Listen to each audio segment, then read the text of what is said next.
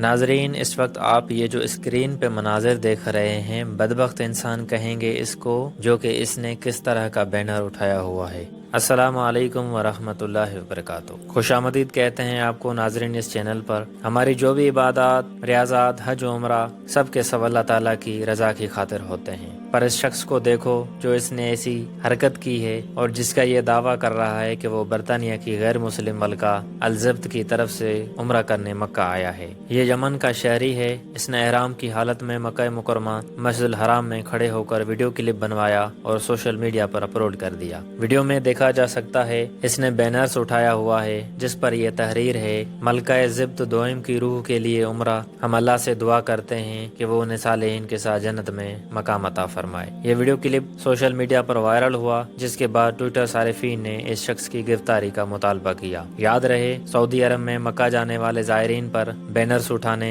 یا نعرے لگانے پر پابندی ہے۔ اگرچہ متوفی مسلمان ہے، اس کی طرف سے عمرہ کرنا جائز ہے، لیکن اس کا اطلاق ملکہ جیسی غیر مسلموں پر نہیں ہوتا جو چرچ آف انگلینڈ میں سپریم گورنر تھی۔ سرکاری ذرائع کی جانب سے جاری کردہ بیان میں کہا گیا کہ مسجد الحرام میں سیکیورٹی فورسز نے یمنی شہریت رکھنے والے ایک شخص کو گرفتار کیا ہے جو مسجد الحرام کے اندر ایک بینر سے اٹھائے ویڈیو کلپ میں نظر آ رہا تھا۔ اس نے ویڈیو میں عمرہ کے ضوابط اور ہدایات کی خلاف ورزی کی ہے۔ اسے گرفتار کیا گیا ہے اور اس کے خلاف قانونی کارروائی کی جائے گی۔ قانونی کارروائی ضرور ہونی چاہیے کیونکہ اس نے حرکت بھی کچھ ایسی کی ہے۔ اللہ تعالی ہمیں عقل سلیم عطا فرمائے، ہدایت والی راہ نصیب فرمائے۔ آپ کی محبت کا بے حد شکریہ۔ چینل پر نئے ہو تو سبسکرائب کر لو۔ آپ سے ملاقات ہوتی ہے انشاءاللہ نیکسٹ ویڈیو میں، تب تک کے لیے اللہ حافظ۔